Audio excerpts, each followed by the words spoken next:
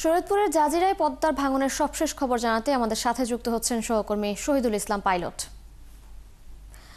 শহীদুল, বাঁধের ধসে যাওয়া অংশ মেরামতে কি উদ্যোগ নিচ্ছে প্রশাসন এবং ক্ষতিগ্রস্ত মানুষজন কোথায় আশ্রয় নিচ্ছেন, তাদের জন্য প্রশাসন কোনো উদ্যোগ নিচ্ছে কিনা, কি তথ্য আছে?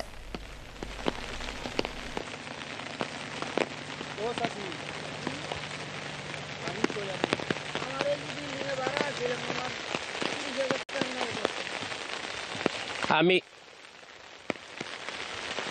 শরীয়তপুরের এই পদ্মার ভাঙ্গন এলাকাটি দীর্ঘদিনের এই একটা নিয়ম। এটা পদ্মা সেতু হওয়ার পরে এবছর এই ভাঙ্গনের শুরুটা হয়েছে ঈদের আগে থেকে। এখন সেই পদ্মার ভাঙ্গনটা গত দুদিনের আগে যেভাবে হঠাৎ ভাঙ্গন শুরু হয়েছে, সেখানে মানুষ খুবই আতঙ্কিত ছিল। অনেক ঘরদুয়ার এখান থেকে সরিয়ে নিয়ে গেছে। আমরা যেখানটিতে দাঁড়িয়েছি সেই ভাঙ্গন এলাকাটিও ভাঙ্গনের কবলে। আমরা আপনাদের একটু দেখাচ্ছি যে আপনারা লক্ষ্য করবেন যে এই যে ভাঙ্গনের যে জায়গাটি আমি কিছুক্ষণ আগে দাঁড়িয়েছিলাম, এই ভাঙ্গনের জায়গাটি এই যে আমরাও বিপজ্জনক অবস্থায় ছিলাম। এই যে আপনার পাশে লক্ষ্য করছেন যে একটা বল গেট আছে।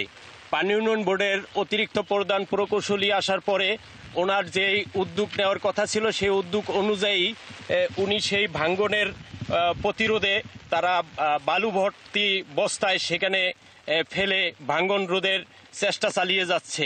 আর এখানে বৈরী আবহাওয়া ও যেই বৃষ্টি আপনারা লক্ষ্য করছেন, সেই বৃষ্টির কারণে এখানে আরও কাজের গতিগুলো একটু থেমে থেমে আছে।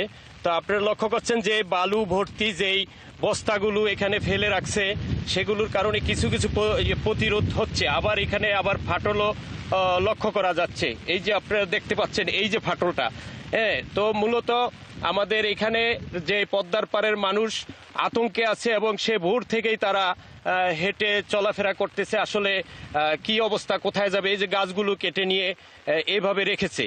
তো এখানের যে উপজেলা নির্বাহী অফিসার কাবেরী রায়, উনি এই ভাঙ্গনের পরপরেই এখানে এসে যে অসহায় মানুষের পাশে দাঁড়িয়েছেন। তিনি শুকনো খাবারও তাদেরকে দিয়েছেন।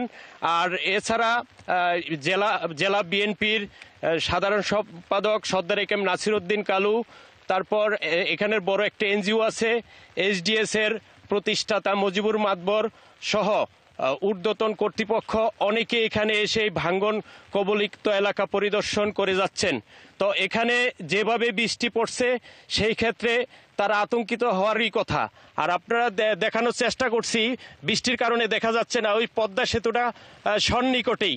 আর এখানে যে বালু বস্তা এখনো অনেক রেডি আছে, যে দুটি ট্রলার কয়েকটি ট্রলার এখানে বালু ভর্তি বস্তা নিয়ে আসা হয়েছে। তো তারা তাদের ভাঙ্গনের যে কবলিত এলাকা তারা রক্ষার চেষ্টা চালিয়ে যাচ্ছে। তারা আসলে আপনারা জানতে চাচ্ছিলেন যে আসলে যারা ভাঙ্গন কবলিত পরিবারগুলো কোথায় আছে। এটা আশপাশে যে ঘরগুলো আছে, সেই ঘরগুলোতেই তারা কোনো রকম আরেকজনের আশ্রয় আছে। সেইভাবে সরকারিভাবে এখনো পর্যন্ত তাদের কোনো থাকার ব্যবস্থা করতে পারেনি। তো তারা বুঝতে পারেনি যে পদ্মা সেতু হওয়ার পরে কোন রকম একটু ছিল, যেটা প্রোটেকশনের যে স্বাভাবিক থাকে ওই অবস্থায় ছিল, সেই অবস্থাটা ভাঙ্গন প্রতিরোধ করতে পারেনি। আপনারা লক্ষ্য করছেন যে বৃষ্টি বাড়ার সাথে আমাদের এই অঞ্চলে পদ্মার পানি বাড়ার সাথে সাথে এই ভাঙ্গনের প্রবণতা বেড়ে যায়। তো এবছর যে এই হঠাৎ করে বেড়ে যাওয়ার কারণে এলাকাবাসী আতঙ্কিত অনেক বেশি। আর আপনারা লক্ষ্য করছেন মানুষ তারা আশপাশেই ঘোরাফেরা করতেছে।